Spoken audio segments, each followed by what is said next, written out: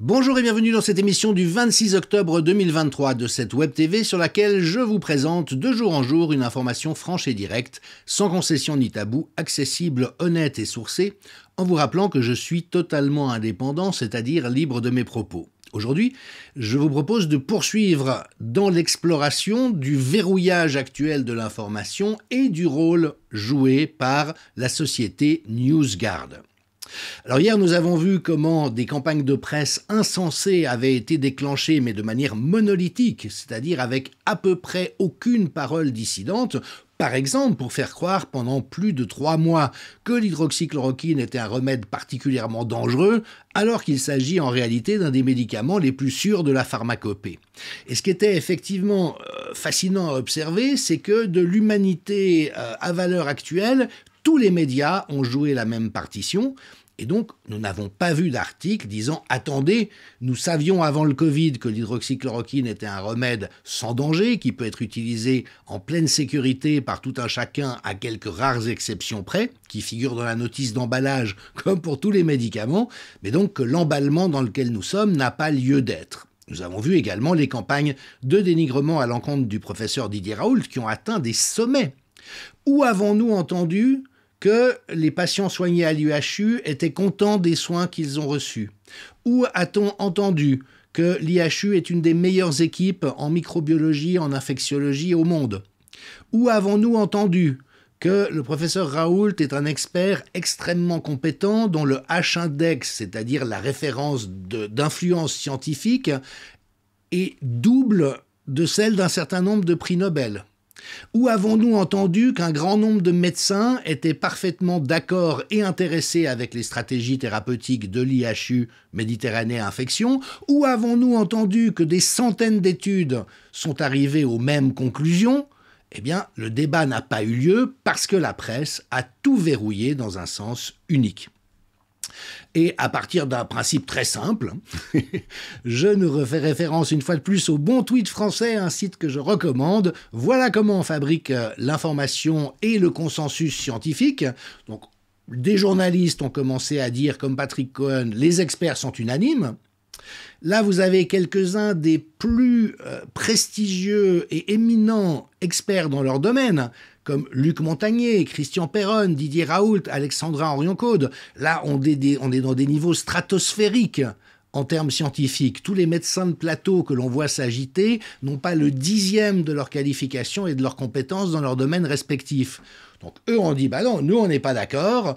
On les a traités de méchants, fachos, complotistes, égéries de l'extrême droite, et ce qui permettait, une fois qu'on les a bien flingués et donc qu'on les a disqualifiés sans aucune raison valable quant au fond de ce qu'ils avancent, de dire « je disais que tous les experts sont unanimes ». Et en laissant la place à des pives, excusez mon français, une d'entre elles, mais vraiment, il faut être doué dans l'incompétence ou l'aptitude à mentir pour aligner autant de contre-vérités qu'a fait Karine Lacombe tout au long de ces mois. Par exemple, on sait maintenant que les vaccins préviennent la transmission du virus. Ben non, on l'a jamais su parce que ça n'a jamais été le cas. Après, elle a dit qu'il suffisait que la couverture vaccinale atteigne 50 à 60% pour que l'intégralité de la population soit immunisée. Alors ça, c'est magique, c'est bien, ça n'a rien à voir avec la science, mais c'est faux à tous égards. Elle a osé affirmer que l'immunité vaccinale était bien supérieure à l'immunité naturelle, ce qui est effectivement une des choses qu'on a essayé de nous faire croire, mais là encore, aucun expert honnête et expérimenté ne pouvait tomber dans le panneau. Elle a bien sûr raconté que la vitamine D n'était pas un moyen efficace de prévention contre le Covid, etc., etc., etc. Manque de peau, une étude publiée au CHU d'Angers au mois de mai 2022 montrait, avec un très haut niveau de preuve, l'intérêt d'une forte dose de vitamine D administrée dans les 72 heures du diagnostic. Karine Lacombe s'est fait le porte-parole de l'intérêt du remdesivir de Gilead. Elle a manipulé l'opinion sur tous les plateaux TV en dépit de l'absence totale de preuves et au contraire de signaux alarmants quant au danger réel de ce médicament, et elle a été récompensée pour ce travail de désinformation par la Légion d'honneur. Et vous voyez, au mois de décembre 2022, où tout le monde, là encore de sensé, avait compris depuis longtemps que le remdesivir n'était pas à prescrire, elle continuait à faire la promotion de ce remède sur les plateaux en traitement précoce, sans mentionner ce qui est obligatoire selon la loi, qu'elle fait partie des membres des collèges des universitaires des maladies infectieuses et tropicales qui ont touché le plus d'argent de la part du laboratoire en question. Et donc, on nous a brandi des experts qui ont eu tout faux sur toute la ligne pendant qu'on tirait à boulet rouge sur ceux qui essayaient tant bien que mal de faire comprendre 2 ou 3 réalités qu'un journaliste au cerveau normalement constitué aurait quand même pu comprendre par lui-même s'il n'avait pas été sous état d'hypnose ou dans des rédactions qui ne tolèrent plus que certaines vérités soient dites. Alors, autre exemple qui vient de se produire, on va écouter un petit extrait de la dernière sortie de Jean-François Delfraissy, l'ancien président du Conseil scientifique nommé par Macron au mépris de tout le dispositif étatique en santé publique. C'est un conseil qui n'avait aucune raison de nommer, dans lequel on a mis des personnes qui n'étaient pas particulièrement aptes à éclairer la décision publique et prendre soin des intérêts de la population. Et voilà donc ce que Jean-François Delfraissy vient de dire il y a quelques jours. France Télévisions violant le droit au libre usage d'extraits, je suis obligé de vous lire ce que Jean-François Delfraissy a dit lors de cet entretien, qu'il s'était trompé en imaginant que le vaccin prévenait la contagion, mais que Dieu merci, il protégeait des formes graves. Alors tout est faux là-dedans, ça n'est pas qu'ils se sont trompés, c'est qu'ils ont trompé la population et les autorités. Parce qu'on savait très bien, à l'époque où Delfraissy dit qu'il croyait à la protection conférée par les vaccins, qu'il n'y en avait pas. Donc je vous cite Patrick Guérin, docteur en sciences vétérinaires et directeur d'un laboratoire d'analyse biologique, qui rappelle que le conseil scientifique est responsable de ces allégations, que la transmission n'avait pas été étudiée dans les essais cliniques de Pfizer, mais que dès le 6 août 2021, la santé publique anglaise reconnaissait que la charge virale était identique chez les vaccinés et les non injectés. Et donc, qu'à compter de cette date, mais il y avait déjà eu des publications antérieures, l'ignorance ne peut être invoquée. Et donc, les lamentations du professeur Delfraissy sont hypocrites et mensongères. Elles n'exonèrent pas les membres du conseil scientifique d'avoir couvert une forfaiture, d'avoir incité à une mesure inutile et risquée, bref, d'être complices d'empoisonnement. Et Béatrice Rosen, qui observe tout cela avec beaucoup de sagacité et d'à-propos, relève aussi que ce que le témoignage de Delfraissy, mais là encore, tous les vrais experts le savaient, démontre, c'est que les mesures comme l'imposition du pass sanitaire étaient donc du charlatanisme.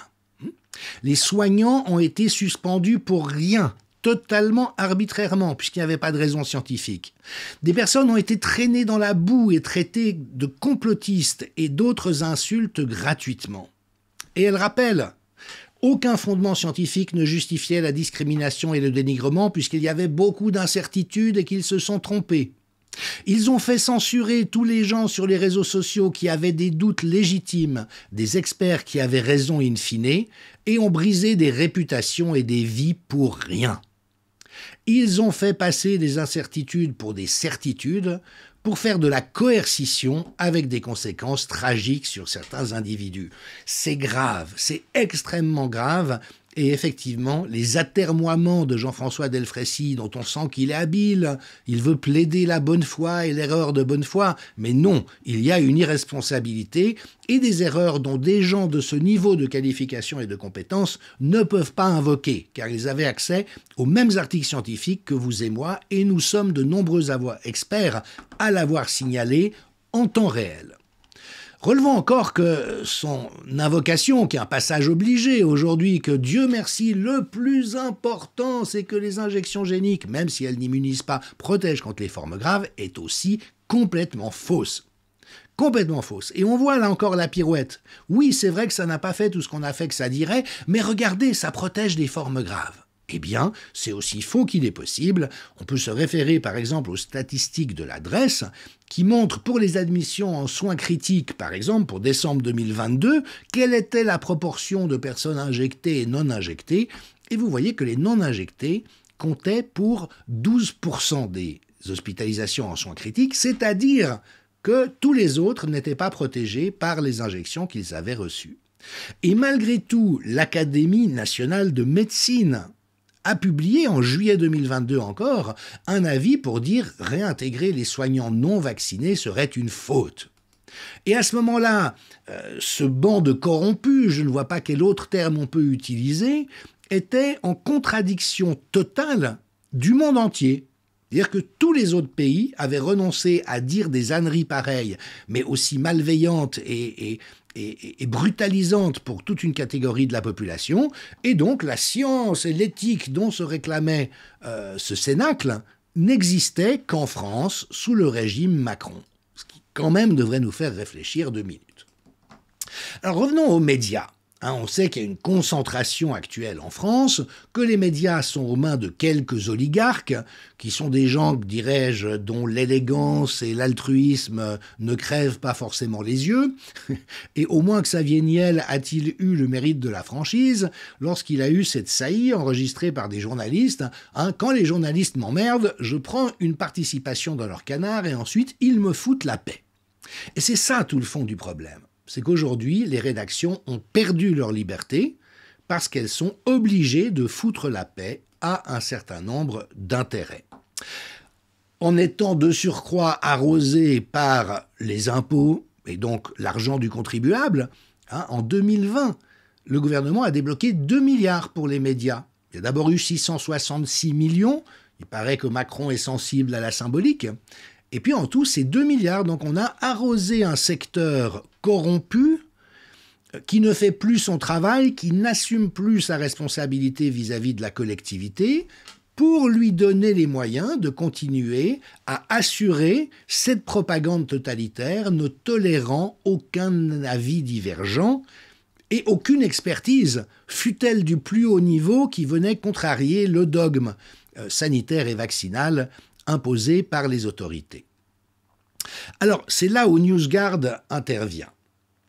Xavier Bazin, journaliste scientifique, un vrai, lui, a publié tout un ensemble d'articles extrêmement intéressants sur la désinformation médiatique et qui jouait quel rôle, et notamment en mettant en lumière le rôle central des firmes de relations publiques. Alors, je vous ai informé qu'aux États-Unis, un collectif de médias indépendants appelé Consortium News a porté plainte contre NewsGuard au motif de violation du premier amendement, donc le respect de la liberté d'expression et d'opinion, de la diffamation et d'une conspiration, n'ayons pas peur du terme, parce que c'est ce dont il s'agit, visant à supprimer les médias indépendants. Alors de quoi s'agit-il ?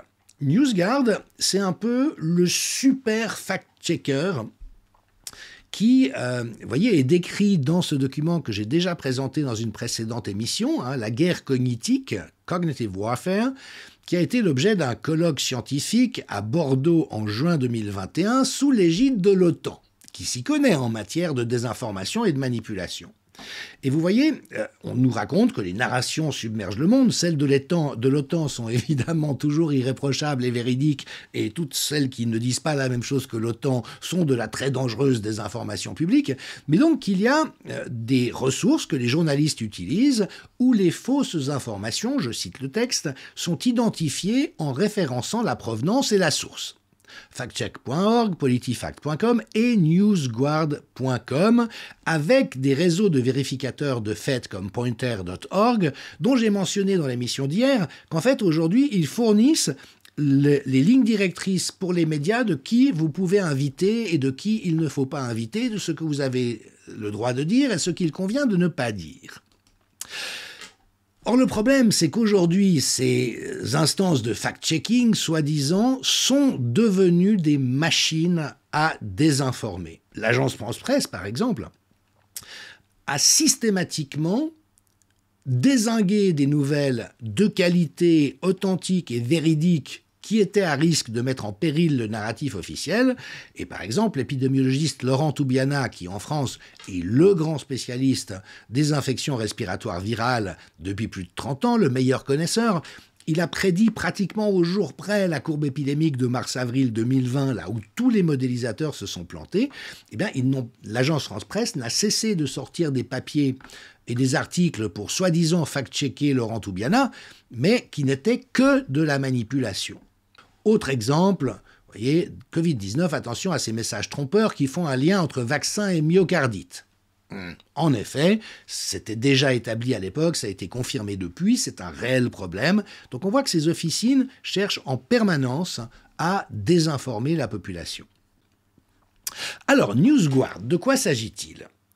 Allons sur Wikipédia, qui de toute manière est un organe de la CIA, qui nous dit que c'est le nom d'une start-up fondée en 2018 aux États-Unis dans le contexte de l'explosion du flux de fake news, celles produites par la CIA et Wikipédia ou celles qui circulent à l'air libre, au moment de l'élection présidentielle. Et donc, cette entreprise se présente comme étant exclusivement dédiée à apporter plus d'informations aux personnes sur les sources des informations et notamment d'indiquer clairement si un site d'information est fiable et crédible ou non sur la base de 9 critères réunis dans une étiquette informative. Donc c'est un service en ligne, une espèce de start-up anti-fake news qui s'est lancé en France également et qui donc attribue des bonnes notes ou des mauvaises notes aux différents médias. Alors par exemple, 20 minutes en juillet 2023 s'est enorgueilli d'avoir reçu un 100% fiable selon NewsGuard. On est content pour eux. Je ne suis pas sûr que si on a suivi la crise sanitaire en ne lisant que 20 minutes, on ait eu accès à l'information à laquelle il fallait avoir accès. Mais évidemment, quand on se penche un peu sur les recoins de l'affaire, ça devient croustillant. Par exemple, le fameux site frauduleux Fact and Furious avait reçu lui aussi une note de 100% pour la crédibilité et la transparence. Or, c'est un pur scandale. C'était une officine de production d'informations frauduleuses qui a reçu de manière accélérée une accréditation de l'État français et s'est vu reconnaître par l'AFP en produisant des nouvelles foireuses qui après étaient recyclées ou blanchies par d'autres médias comme Heidi News et qui du coup pouvaient dire « cette information a été vérifiée par des fact-checkers » alors que le responsable de Fact and Furious est un ancien militaire, ancien barman, qui n'a aucune expérience dans le journalisme et qui était de mèche avec tous les pires désinformateurs du paysage français. Donc, si l'affaire vous intéresse, parce que elle n'a débouché sur rien, mais c'est un scandale énorme, je vous renvoie à la discussion entre Idriss Aberkane, Didier Maisto et Xavier Azalbert de France Soir. Et effectivement, au même moment, l'État français voulait refuser une accréditation de presse à France Soir, qui pourtant répondait à tous les critères. Ça a été corrigé depuis. Mais donc, on montait en épingle une officine crapuleuse, sans aucune fiabilité dans ce qu'elle produisait, qui devenait référence pour les autres et était reconnue par NewsGuard comme étant à 100% fiable. Voilà ce dont il s'agit. Alors, je vous renvoie à un article du blog crashdebug.fr qui reprend des articles publiés dans d'autres médias indépendants et qui nous explique qu'effectivement, NewsGuard est évidemment, surprise, une société liée à la CIA, à l'OTAN, à la Maison-Blanche. Et qui, au fond, sert à ça, et nous verrons dans notre prochaine émission l'influence que cette entreprise s'est arrogée. Pour l'instant, commençons déjà à observer que dans le comité consultatif de NewsGuard, donc ceux qui conseillent l'entreprise sur ses partis pris éditoriaux, soi-disant, on retrouve un ancien directeur de la communication de la Maison-Blanche sous l'administration Clinton, un ancien ministre de l'Éducation sous l'administration Obama, un général à la retraite, ancien directeur de la CIA et ancien directeur de l'Agence de sécurité nationale, la NSA, celle qui nous espionne en permanence comme Edward Snowden l'a révélé, une ancienne plume de la secrétaire d'État, donc la ministre des Affaires étrangères américaine Condoleezza Rice, un ancien secrétaire général de l'OTAN, un ancien premier secrétaire d'État à la sécurité intérieure dans l'administration de George Bush, et puis voilà, d'autres personnes. Donc vous voyez, c'est un noyau de l'État profond, de tous ceux qui ont organisé le désastre sanitaire et les crises successives, en empêchant que la population ait accès à de l'information de qualité. Et là, évidemment, où ça devient croustillant, c'est que dans son nouveau Digital Service Act, donc sa politique de censure totalitaire, la Commission européenne charge les différents opérateurs de réseaux sociaux de faire le ménage, mais à partir d'un projet pour lequel NewsGuard a été mandaté pour avancer les principales idées et les principaux actes du projet en question. Et donc NewsGuard, qui au fond a aidé à créer le DSA, est maintenant mandaté par l'Union européenne pour surveiller la manière dont il est mis en application, et évidemment que c'est eux qui ont déclenché le signalement selon lequel circuleraient sur Twitter, sur X, des contenus problématiques suite au massacre perpétré par le Hamas en Israël et la réaction de l'État israélien. Alors la plainte aux États-Unis des médias indépendants porte sur cela. Ils disent que, étant donné la mainmise que NewsGuard est en train de s'arranger sur l'ensemble du paysage médiatique, et on verra dans la prochaine émission comment et pourquoi, il y a en fait une espèce de position de monopole, ou en tout cas d'influence monopolistique, qui donne à NewsGuard la possibilité de promouvoir des contenus, qu'ils soient véridiques ou non, qui conviennent à l'intention et à l'agenda profond, de mettre en échec des contenus et des organes de presse, même si tout ce qu'ils disent est véridique, qui contrarient ses intérêts, et avec de surcroît une influence qu'exerce NewsGuard pour agir sur la manière dont les agences de presse et les médias traitent certains points de vue. Par exemple, si vous faites un papier sur la crise israélienne et palestinienne et que ça ne convient pas à NewsGuard, vous recevrez un signalement disant que ce genre de contenu est susceptible de faire baisser votre notation et à partir de là, avec tout un ensemble d'impacts, y compris sur le marché publicitaire. Alors Idriss Aberkan souligne qu'aux États-Unis, le Parlement enquête actuellement sur la censure de Twitter par l'État avant que Elon Musk ne rachète le réseau et ne libère la parole. En France, un petit groupe sulfureux et proche de l'État incite à boycotter ce réseau depuis qu'il est libéré. Cherchez l'erreur. Alors, il fait référence à cette initiative lancée par Rudi Reichstadt, Julien Pain et Tristan Mendès France, qui sont vraiment les pieds nickelés et les rapetous de la désinformation en ligne et qui ont lancé un appel à faire la grève du tweet pour demain 27 octobre. Et voyez, le Parisien dit ceci, un collectif lancé par des spécialistes français de la lutte contre la désinformation a appelé à ne pas utiliser Twitter et donc à faire une grève du tweet. Alors, Cercle Aristote souligne la blague du jour. Si on considère Rudi Reichstadt, Tristan Mendès France et Julien Pain comme spécialistes français de la lutte contre la désinformation, c'est vraiment qu'on a peur de rien. Mais donc, cet appel a été co-signé par un certain nombre de personnes, des journalistes, des politologues, Étienne Klein, on se demande ce qu'il vient faire dans cette galère, mais il va y perdre des plumes, Karine Lacombe. Ça, c'est plus logique, finalement, puisque c'est une as de la désinformation. Et donc, vous avez plein de gens qui, voilà, ont lancé cet appel. Alors, rappelons que Rudi Reichstadt est quand même ce très vilain bonhomme à la titre de Conspiracy Watch qui a piqué dans les caisses du fonds Marianne d'une manière extrêmement problématique, comme l'ont révélé les auditions devant le Sénat, mais qui même au-delà de ça mène des campagnes de propagande, de dénigrement et de renversement de vérité qui sont extrêmement problématique tout en étant protégé par l'État français, étant donné qu'il est au service de la Macronie.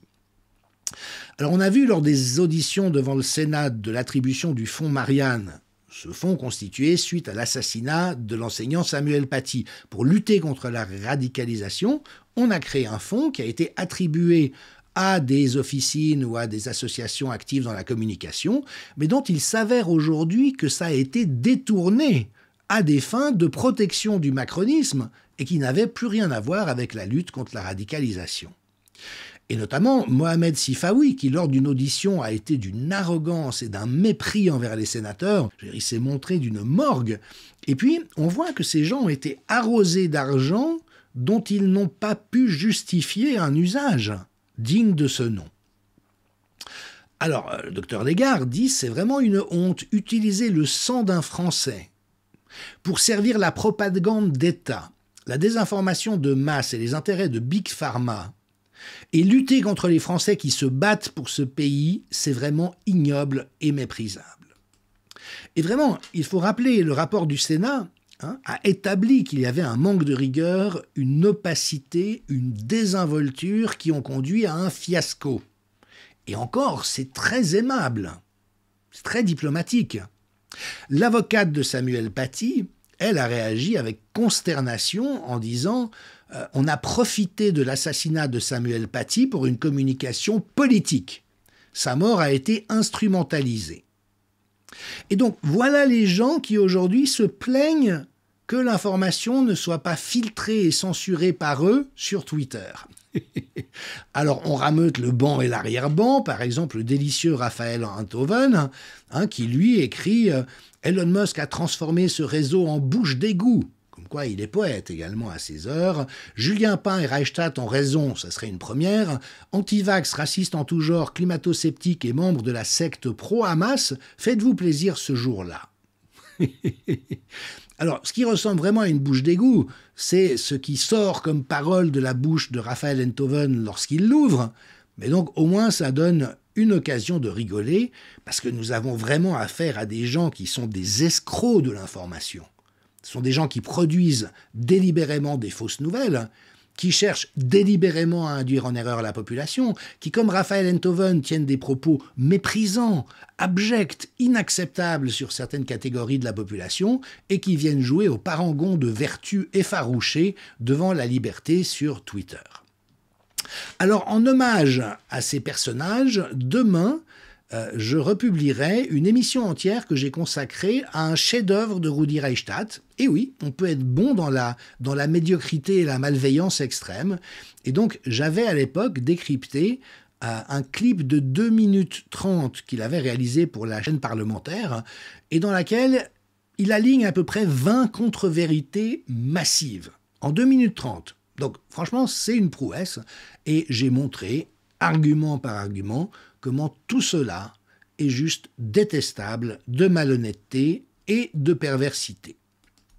Et puis nous reviendrons dès lundi à NewsGuard pour montrer comment, au fond ça pourrait être qu'une entreprise parmi d'autres auxquelles les médias ou les gens sont libres de s'adresser ou non, mais c'est beaucoup plus retors que ça. C'est une entreprise qui aujourd'hui est en mesure de peser sur l'ensemble du domaine médiatique et notamment à travers la prise en otage des recettes publicitaires pour contraindre les rédactions à ne pas dévier du droit chemin, ce qui nous ramène à la considération d'origine de cette émission. Pourquoi tous les titres de l'humanité à valeur actuelle tiennent le même discours, à peu près, sur la réalité? Eh bien, c'est simplement qu'elles n'ont plus le choix de faire autrement. Elles sont prises dans le carcan de fer stalinien du nouveau fascisme international, dont NewsGuard est le chien de garde féroce pour l'univers médiatique. À demain.